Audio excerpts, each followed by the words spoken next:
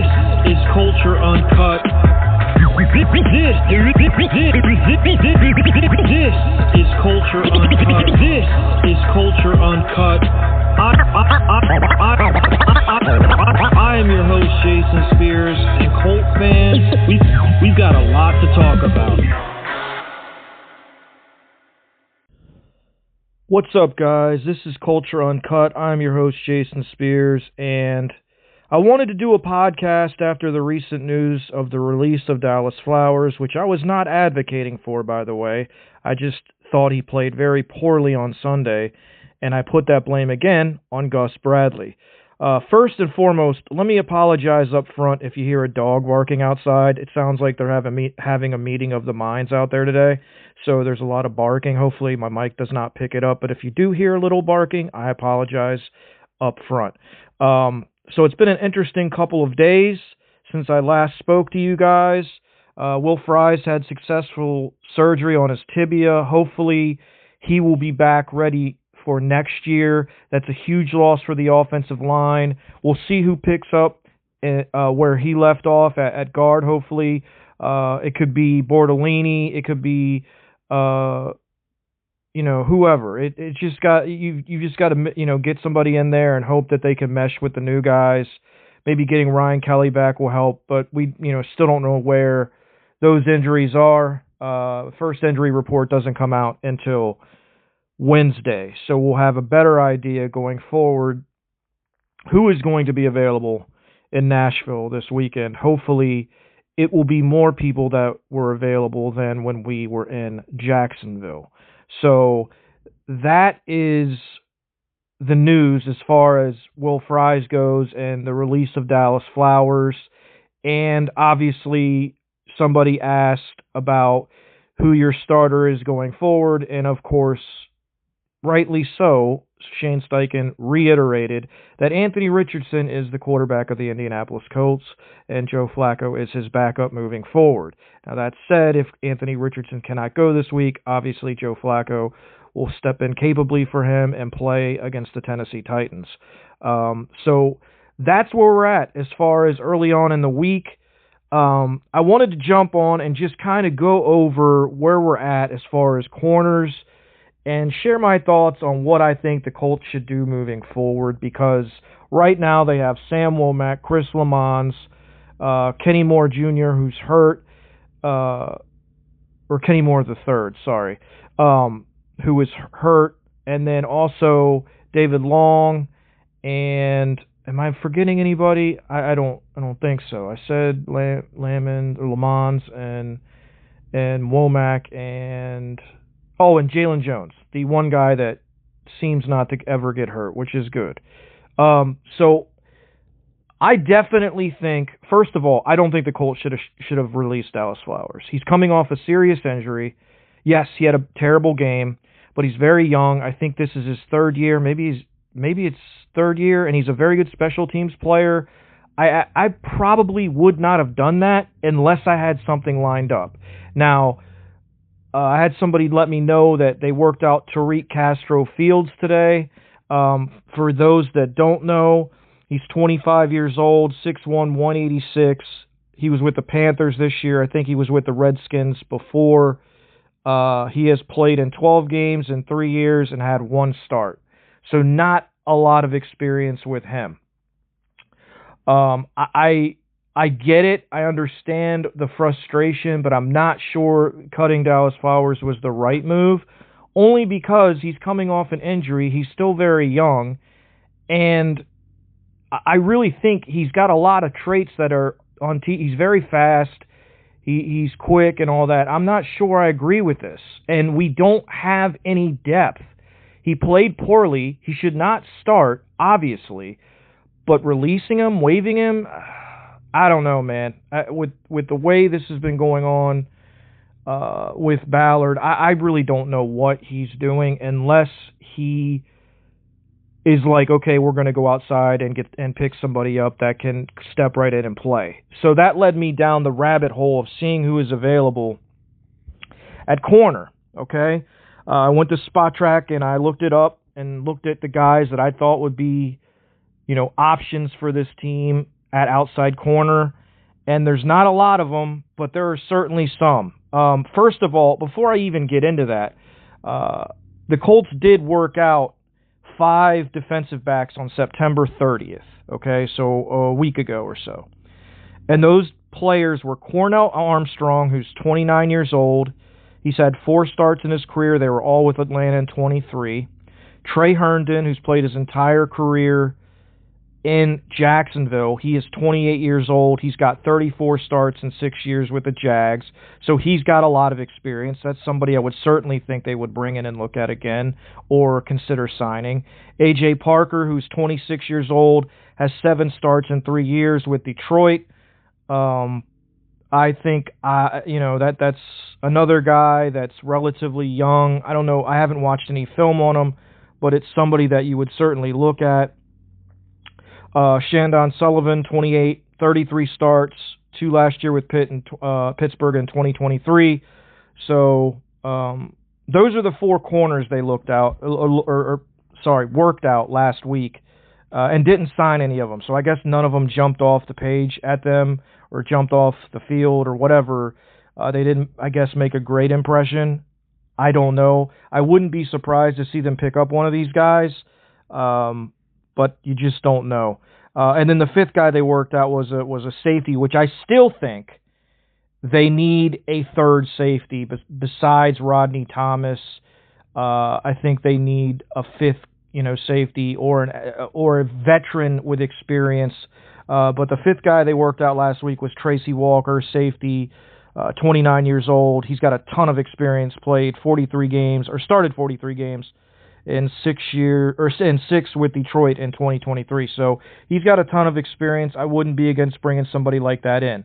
But I went to Spot Track. I looked at 3 positions that I think are of need with the Colts: cornerback, safety, and running back. And I just wanted to tell you guys, let you know what's available out there according to Spot Track and what they have listed. And I have the names and ages of these players, and I think some of these guys could certainly help the Colts. Can't be a lot worse when you're giving up damn near career highs to every quarterback you play. Xavier Howard's a guy that I liked and I have liked for a long time. I don't know why they didn't even consider him in the offseason. I think he's a perfect fit for this defense, but apparently they don't feel that way. But he's available at age 31. J.C. Jackson's been a really good player in this league for a long time. Had some really good years with New England. He's 28 years old. That's a guy that's still relatively young considering, and would be somebody you could bring in and work out. Another guy that's kind of a plug-and-play guy that could come in and play is Patrick Peterson. Now, he's on the edge and probably very close to the end of his career because he's 34 years old, but he still was playing relatively well with Pittsburgh last year, and again, he's seen it all. So I don't know what the real drawback to a player like him would be. He's a very good teammate, and he's been an all-pro in this league. That's somebody that I would look at. I mean, these are all guys I would look at. Steven Nelson is a guy that we talked about a lot in the offseason. Another guy that's available that they just, I don't know why they won't bring him in, but he's 31, certainly worth a look. Akello Witherspoon, 29, is a guy that another guy wanted him to bring in the offseason to start outside. He's got the same length, size that they like. Him and Xavier Howard are very similar to me. So those are 2 guys that I would certainly want them to look at.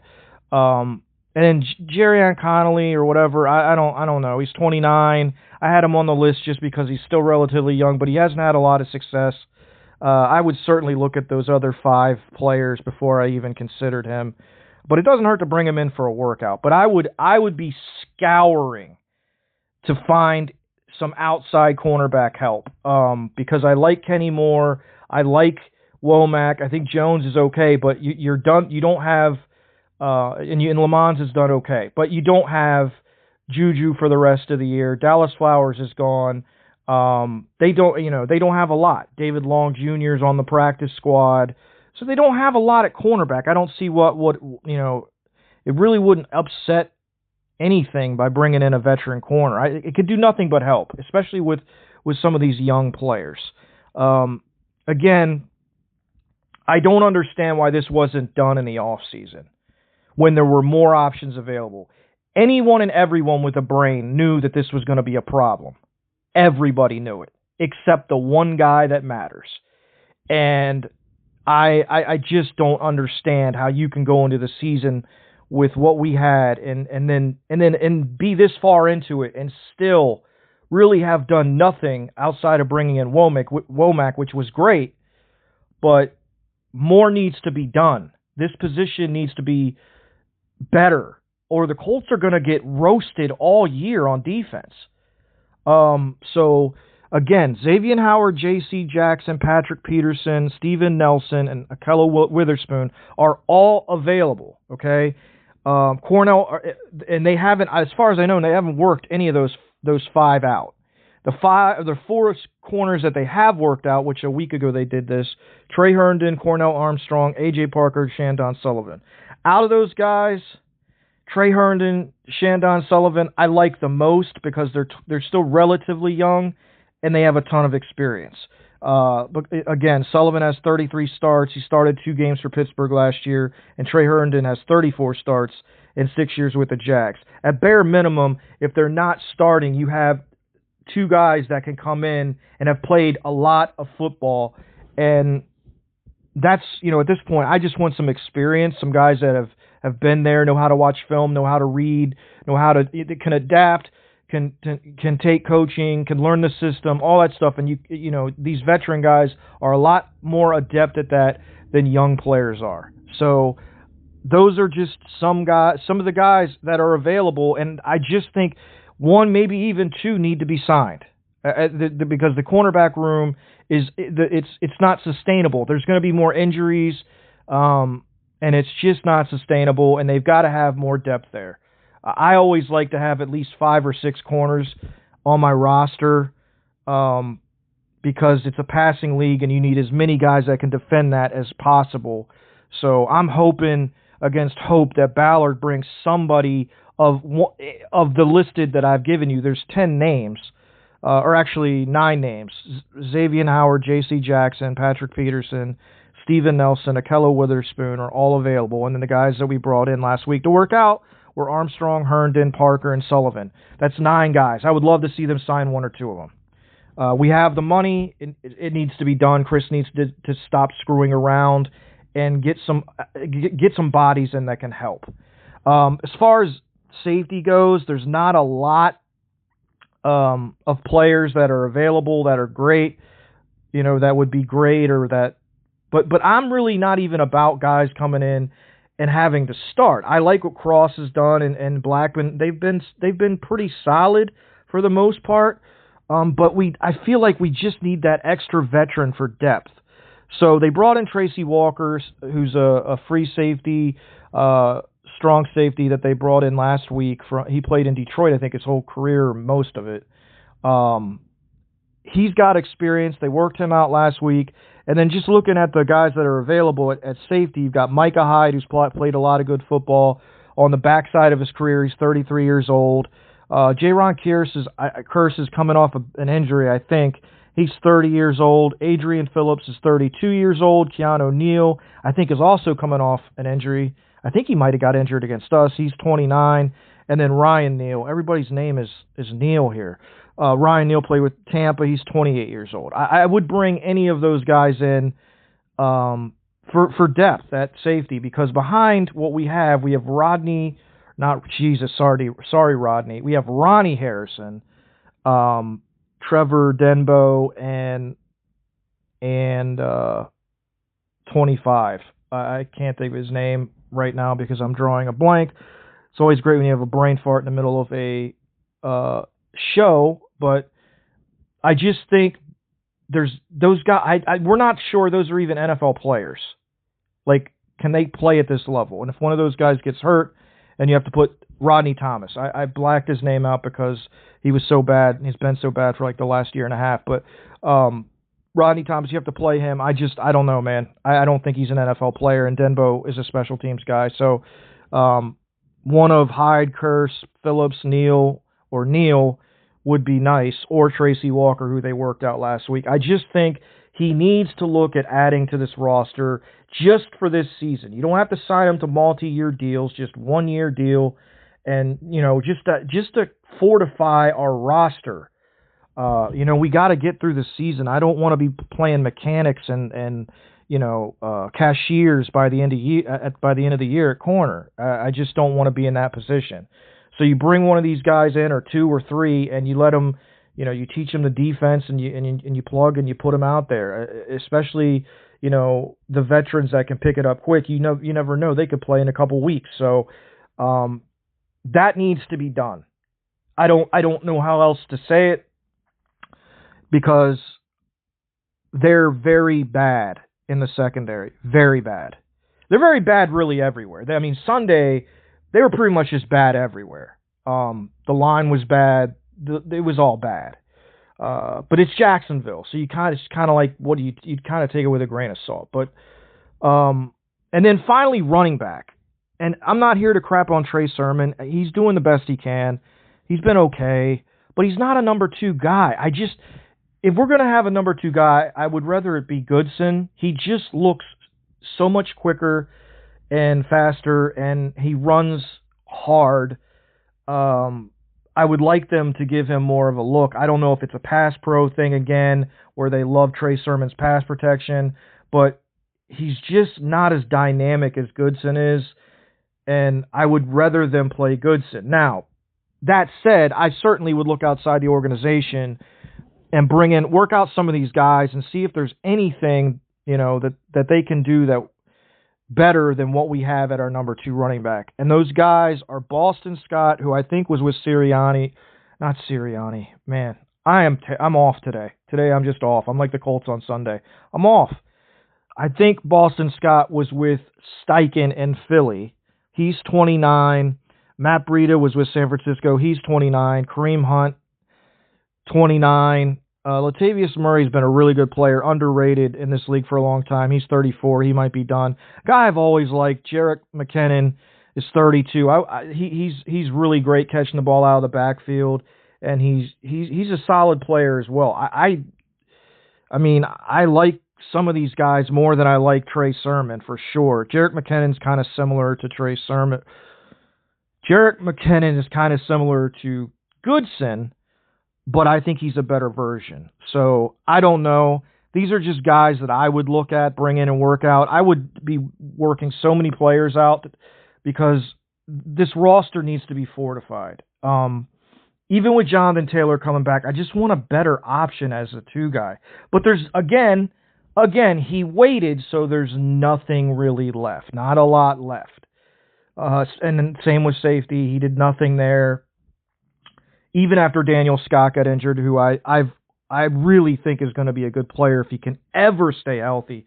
But he's gotten injured 2 years in a row before even getting to the regular season at safety. So I don't know if he's ever going to be, an Indianapolis Colts contributor, because you talk about injury prone. That's injury prone.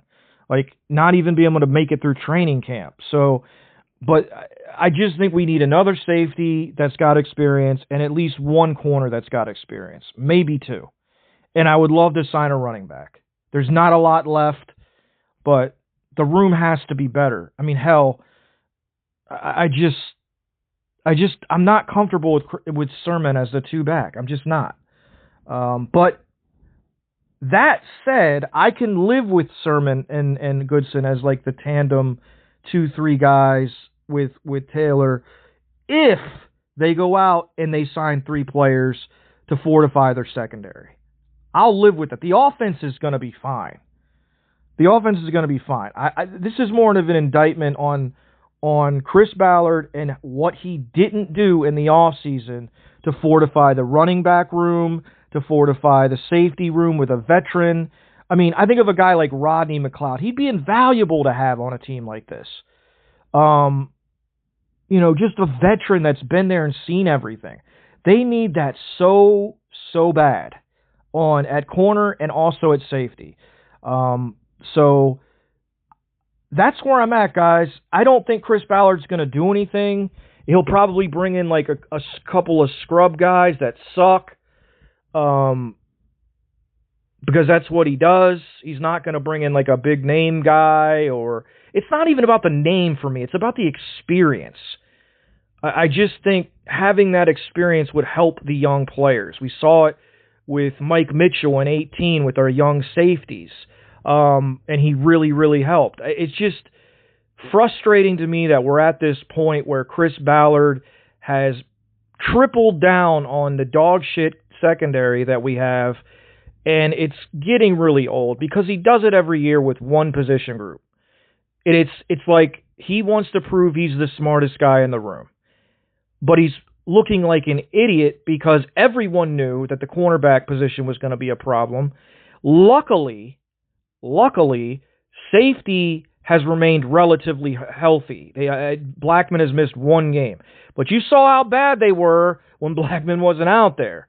They certainly need another safety because, Blackman I don't think has made it through a whole season without getting injured since he got in the league. So that's going to come at some point.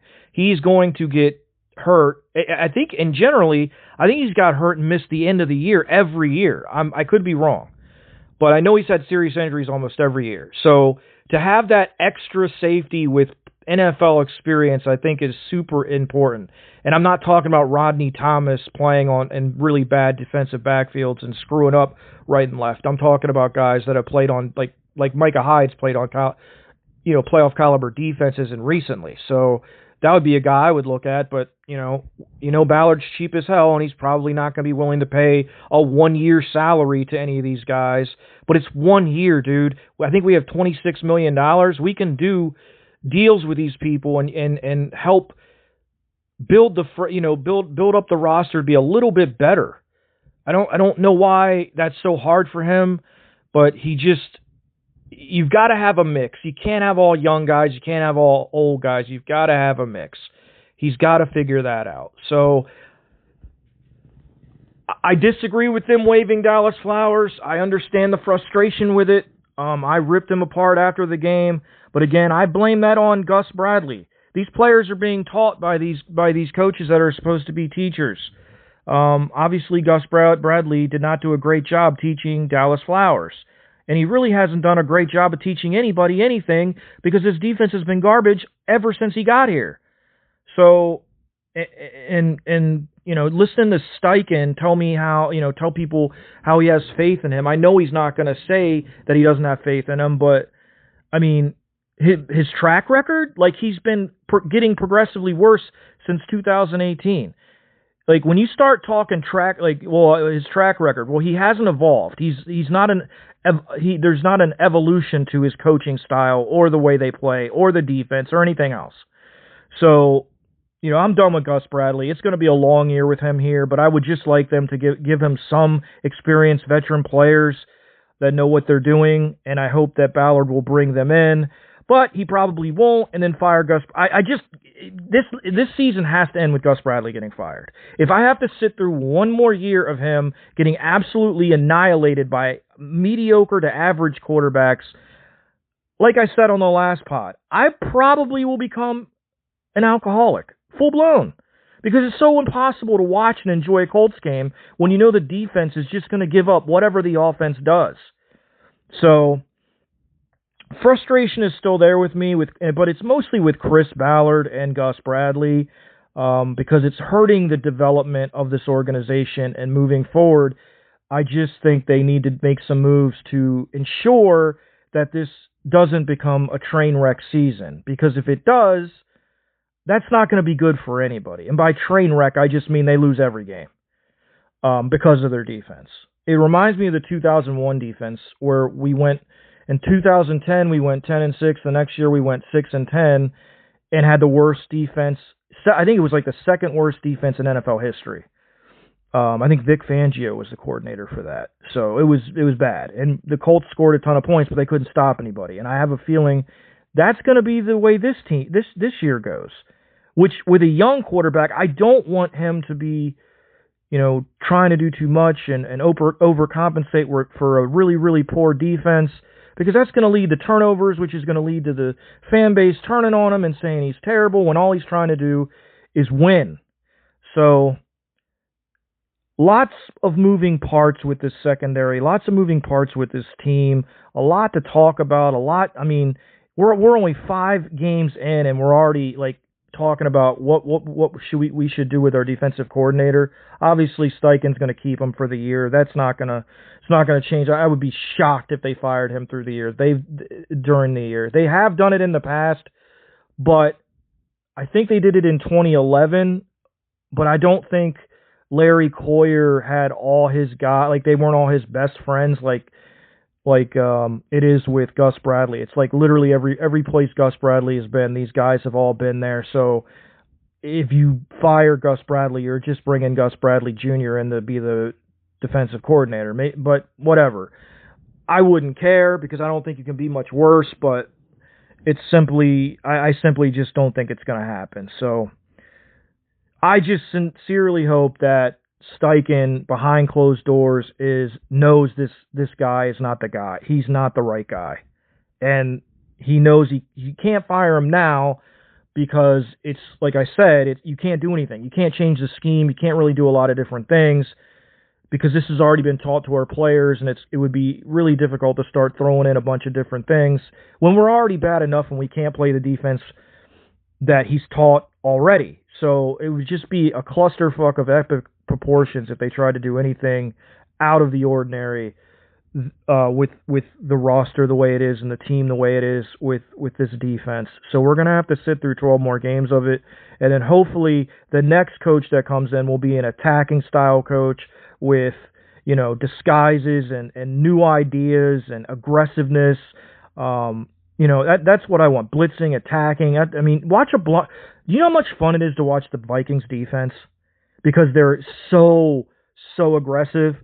I would give so much to have a defense like that here, where we're just attack, instead of having everything kind of dictated to us. We dictate to the offense. That's what I want. That's the kind of coach I want. I don't know who's going to be available. I don't know any of that stuff going forward. But at the end of the year, I hope they do a deep dive and bring in 15 different guys and pick their brains and find the right one. Because they got they got it wrong the last time with this hire. They got it absolutely 100% wrong. And they brought in a lot of guys when they hired Gus Bradley. I didn't think he would be this bad, but I was wrong. He is that bad. There's no way to really sugarcoat anything with him. He's been bad all 3 years. Injuries, no injuries. It's all the same. It's been bad. So we need to move on, but we got 12 more weeks, and maybe we'll see what happens after that. But I'll be back later in the week, guys. The injury reports come out Wednesday, Thursday, Friday. I want to get an idea of who's going to play and kind of get a better look at Tennessee and their roster and watch a little bit of their film. And I'll probably come back and do a show maybe Friday and put that out so you guys can have some new content. I'm so frustrated with this team and its inability to. It's 2 steps back, then they take 2 steps forward, then they take 2 steps back. It's very frustrating, and I know it's frustrating for all of you. So just hang in there. It's gonna our luck will change at some point. It will. I don't know when. I might be dead by the time it happens, but it will happen at some point. So we got to move on and you play with the guys you have and try to go out there and get a win on Sunday in Nashville. But it's not going to be easy. We play close games. We always play them close. I think Will Levis is going to have a good game because our defense is trash.